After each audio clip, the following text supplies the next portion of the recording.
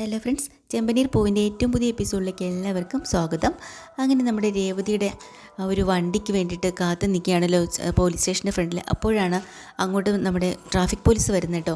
Traffic police വന്ന ഉടനെ ചാടി എണീച്ചിട്ട് സാറേ, എൻ്റെ ഭാര്യയുടെ വണ്ടി ഇവിടെ ഉണ്ട്, ഞങ്ങൾക്ക് കീ തരണം എന്നൊക്കെ പറയാം കേട്ടോ. അപ്പോൾ അയാൾ പറഞ്ഞിട്ട് ശരി, എന്നാൽ പിന്നെ അകത്തേക്ക് വാ എന്ന് പറഞ്ഞ് ഇവർ അകത്തേക്ക് കയറുന്ന സമയത്ത് തന്നെ സുധിയും അതുപോലെ ശ്രുതിയും കൂടെ പുറത്തേക്ക് ഇറങ്ങി വരിക കേട്ടോ.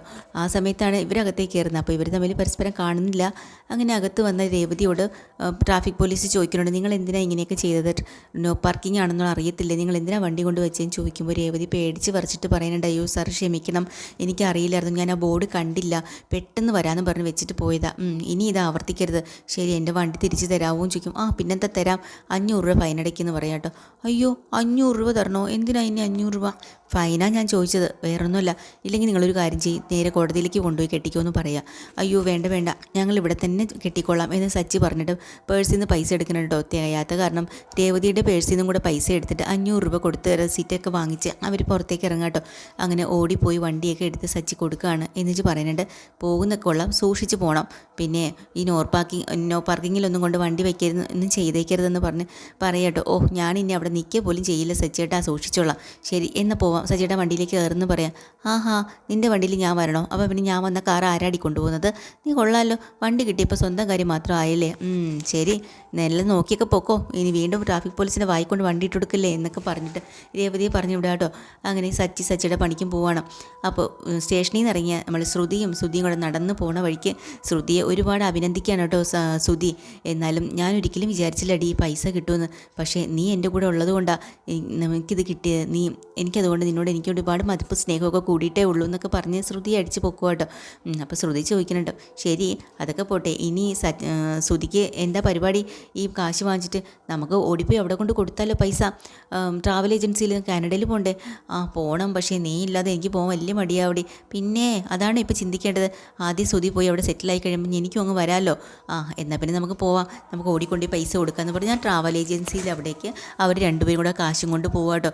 അവിടെ ചെന്ന് സംസാരിക്കുമ്പോൾ അയാൾ പറയാം, ഇത്രയും ദിവസമായിട്ട് നിങ്ങൾ എവിടെ പോയിരുന്നു? നിങ്ങൾ എത്ര ദിവസം ഞാൻ കാത്തിരുന്നു, കാശെന്നും പറഞ്ഞ് പോയിട്ട് ഇന്നാണോ വരുന്നത്? പിന്നെ കാശ് ഉണ്ടാക്കണ്ടേ സാർ? 16 ലക്ഷം രൂപ അടയ്ക്കണമെന്ന് പറഞ്ഞില്ലേ, അത് ഉണ്ടാക്കാൻ പോയ പാടാ. ഞങ്ങളിതെല്ലാം ഉണ്ടായിക്കൊണ്ട് വന്നിട്ടുണ്ട് നമ്മുടെ ജോലിയുടെ കാര്യം സെറ്റിലാക്കാൻ വേണ്ടിയിട്ടാണ്. ഇനി അത് നടക്കില്ല ശ്രുതി, കാരണം അതിന് പകരം വേറെ ആൾ ഇന്നിപ്പോൾ പോയതേ ഉള്ളൂ. കാരണം ഇത്രയും നാൾ നിങ്ങൾ ഒരു മറുപടിയില്ല, ഇത്രയെന്ന് പറഞ്ഞ് കാത്തിരിക്കും, പകരം പൈസ തരാൻ ആളുണ്ടായതുകൊണ്ട് ഞങ്ങൾ അവരെ കയറ്റി വിട്ടു. എന്നാലും ചതിയായി പോയോട്ടോ നിങ്ങൾ. പിന്നെ ഇനിയിപ്പോൾ ഞങ്ങൾ എന്ത് ചെയ്യാൻ പറ്റും? വേറെ ഏതെങ്കിലും ഇതിൽ കയറ്റി വിടാൻ പറ്റുമോ എന്ന് ചോദിക്കുക കേട്ടോ. അപ്പോൾ അയാൾ പറയുന്നുണ്ട്, ഇനിയിപ്പോൾ നമുക്ക് കാനഡയിൽ പോകാനൊന്നും പറ്റില്ല, വേറെ ഏതെങ്കിലും രാജ്യം നോക്കാം, അല്ലെങ്കിൽ തന്നെ ശ്രുതിക്ക് ഏജ് ഓവറായി കഴിഞ്ഞു, അതുകൊണ്ട് ശരിയെന്നും പറഞ്ഞ് അവർ മനസ്സ് തകർന്ന് രണ്ടുപേരും ഇറങ്ങി പോവാട്ടോ. പോകുന്ന വഴിക്ക് ശ്രുതിയോട് പറയുന്നുണ്ട്, എനിക്കല്ലെങ്കിലും ഒരു ഭാഗ്യമില്ല, ഞാൻ ഒരു ഭാഗ്യം കെട്ടവനാ, കണ്ടില്ലേ, ഇത്രയൊക്കെ പഠിച്ചിട്ടും എനിക്ക് നല്ലൊരു ജോലി കിട്ടാൻ ഒരു വഴിയില്ല. ഇപ്പോൾ എവിടെയെങ്കിലും ഒരു ജോലി ശരിയായി വന്നപ്പോൾ കയ്യിൽ കാശെല്ലാം ഉണ്ടായിക്കൊണ്ട് വന്നപ്പോഴും ജോലിയില്ല, എന്ത് കഷ്ടം എന്ന് പറയുമ്പോൾ ശ്രുതി പറയാം, എന്തിനാ ശ്രുതി സ്വയം ഇങ്ങനെ പഴിക്കുന്നത്? ആര് പറഞ്ഞു നിനക്ക് ഭാഗ്യമില്ലെന്ന്? ഭാഗ്യമല്ലേ നിൻ്റെ കയ്യിലിരിക്കുന്നത്? എന്ത് ഭാഗ്യം? ഇപ്പോൾ എത്ര ലക്ഷം രൂപയാണ്? 30 ലക്ഷം രൂപയോളം അക്കൗണ്ടിൽ വന്നില്ലേ, അതൊരു വലിയ ഭാഗ്യമല്ലേ? അതെന്ത് ഭാഗ്യം? അതവിടെ കിടന്നോളൂ, എനിക്ക് എന്താ ഭാഗ്യം? അതാ പറയണേ. അതൊക്കെ പോട്ടെ, നമുക്ക് നടക്കാം എന്നും പറഞ്ഞ് ഇങ്ങനെ നടന്നു പോണ വഴിക്ക് ശ്രുതിയോട് വീണ്ടും ശ്രുതി ചോദിക്കുന്നുണ്ട്, നിൻ്റെ ഉദ്ദേശം ഇനി എന്താന്ന്? അപ്പോഴാണ് ശ്രുതി പറഞ്ഞു, ഇനിയിപ്പോൾ എന്താ, നമുക്ക് നേരെ വീട്ടിലേക്ക് ചെല്ലാം, വീട്ടിൽ പോയി കാര്യങ്ങളൊക്കെ പറഞ്ഞ് ഈ കാശ് അവർക്ക് അവിടെ കൊടുക്കണ്ടേ, അതെല്ലാവരുടെ മുമ്പിലും വലിയ ഗമയടിച്ച് നിൽക്കണ്ടേ എന്നൊക്കെ ഇങ്ങനെ പറയാം. എന്നെ ഇത്ര നാൾ കളിയാക്കിയതല്ലേ? അപ്പോൾ ശ്രുതി പറഞ്ഞു കൊടുക്കുന്നുണ്ട്, അങ്ങനെ നീ വിചാരിക്കണ്ട, ഈ പൈസ അവിടെ കൊണ്ടു കൊടുത്തെന്നും പറഞ്ഞു ശ്രുതിയോടുള്ള കളിയാക്കളൊന്നും നിൽക്കാൻ പോകുന്നില്ല, ജീവിതകാലം മുഴുവൻ ശ്രുതിയെ കളിയാക്കിക്കൊണ്ട് തന്നെ ഇരിക്കും ആ സച്ചി.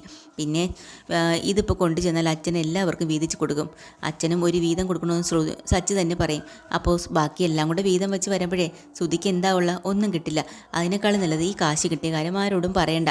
അയ്യോ എനിക്കിനി കള്ളം പറയാനൊന്നും വയ്യ, കള്ളം പറഞ്ഞ് ഞാൻ കേൾക്കാനുള്ളത് ഇത്രത്തോളം കള്ളമല്ല ശ്രുതി, ഞാൻ പറയണ കേൾക്ക്, ഇത് വെച്ച് ശ്രുതി ഒരു ബിസിനസ് തുടങ്ങുക, അതാ നല്ലത്. ബിസിനസ്സോ? ആദ്യം ബിസിനസ്സൊക്കെ തുടങ്ങി കുറച്ച് അതിൽ നിന്ന് കാശൊക്കെ വരുമ്പോൾ നമുക്ക് ഈ കാശൊക്കെ തിരിച്ചു കൊടുക്കാമല്ലോ. പിന്നെ ബിസിനസ് തുടങ്ങാൻ വേണ്ടി ഇപ്പോൾ കാശ് എവിടെ നിന്ന് കിട്ടിയും ചോദിക്കില്ലേ വീട്ടുകാർ? അതിനെ ശ്രുതി പേടിക്കണ്ട, ശ്രുതി എൻ്റെ കൂടെ നിന്നാൽ മതി, എനിക്ക് അച്ഛൻ അയച്ചു തന്നതാണെന്ന് പറഞ്ഞാൽ പോരാ. പിന്നെ ജയിലിൽ കിടക്കുന്ന അച്ഛൻ നിനക്ക് എങ്ങനെ അയച്ചു തരാനാ? അതല്ല, അച്ഛൻ ഒരു ഫ്രണ്ട് മുഖേന കാശ് അയച്ചു തന്നു ഞാൻ പറഞ്ഞോളാം, പക്ഷേ എൻ്റെ കൂടെ ശ്രുതി നിൽക്കുമോ? നിൽക്കാം, അങ്ങനെയാണെങ്കിൽ ഞാൻ നിൽക്കാം. ശരി, നമുക്കെന്നാൽ വീട്ടിലേക്ക് പോകാമെന്ന് പറയാം കേട്ടോ. അവർ വീട്ടിലേക്ക് പോകണ വഴിക്ക് ഭയങ്കര സന്തോഷത്തോടുകൂടി എല്ലാവർക്കുള്ള അച്ഛനും അമ്മയ്ക്കൊക്കെ ഉള്ള ഡ്രസ്സൊക്കെ എടുത്തിട്ടാണ് വരുന്നത്.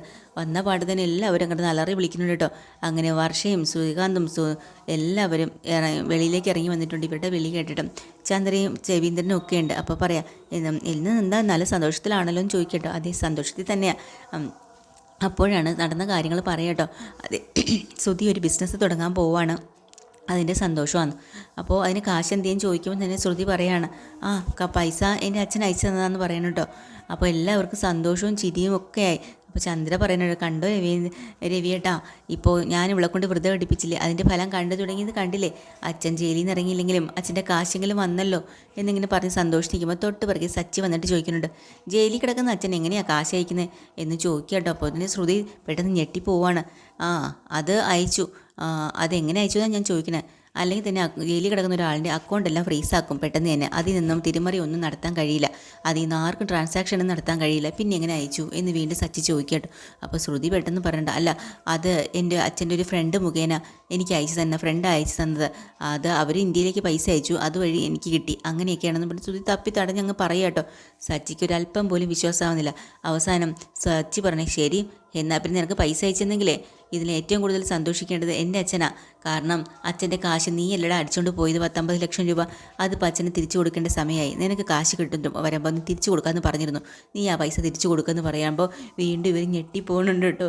അപ്പം എന്നിട്ട് സച്ചി വീണ്ടും പറയാം, അത് ശ്രീകാന്ത് ശരിയല്ലടാ ഞാൻ പറഞ്ഞത്, അങ്ങനെയല്ല, ശരിയാണെങ്കിലും ഇത് സുധിയേട്ടൻ്റെ അങ്കിൾ അയച്ചു കൊടുത്ത പൈസയല്ലേ, അതിന് നമുക്ക് എന്ത് അവകാശം, അങ്ങനെ പറഞ്ഞു കൊടുക്കുക എന്നിങ്ങനെ ചന്ദ്ര പറയാം കേട്ടോ.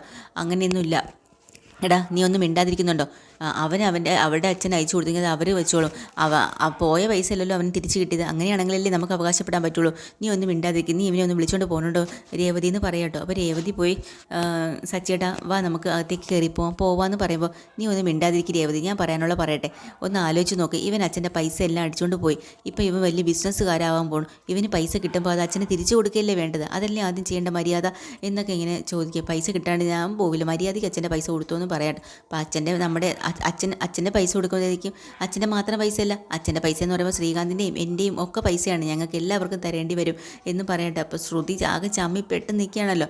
അപ്പോൾ രേവതി പോയി തടസ്സപ്പെടുത്തുമ്പോൾ രേവതിയോട് ചാടി കയറി ചന്ദ്ര പറയാ, ചന്ദ്രയ്ക്ക് കാശ് കണ്ടാൽ മതിയല്ലോ, എടീ രേവതി നീ ഇവനെ വിളിച്ചുകൊണ്ട് പോകുന്നുണ്ടോ, അവനെ എരികേറ്റ് കൊടുക്കുക അല്ലേ നീ, അത് ശരി. അപ്പോൾ ഞാൻ ഉടനെ രേവതിക്ക് ദേഷ്യം വന്നിട്ട് പറയാം, എരികേറ്റ് കൊടുക്കാനും പറഞ്ഞ് ഇളക്കി വിടാനും ഞാനെന്താ സച്ചേട്ടൻ എന്താ പാവയാണോ ഞാൻ കീ കൊടുക്കും അതുപോലെ പറയാനായിട്ട്, എടീ പിന്നല്ലാണ്ട് ഞാൻ എന്താ പറയാം, അല്ലെങ്കിൽ തന്നെ സച്ചേട്ടൻ ചോദിക്കണില്ലേ എന്താ ഇത്ര തെറ്റ്, അച്ചേട്ടൻ ചോദിക്കുന്നത് ന്യായമായിട്ടുള്ള കാര്യമല്ലേ അമ്മേ എന്നിങ്ങനെ എടുത്ത് ചോദിക്കുക കേട്ടോ.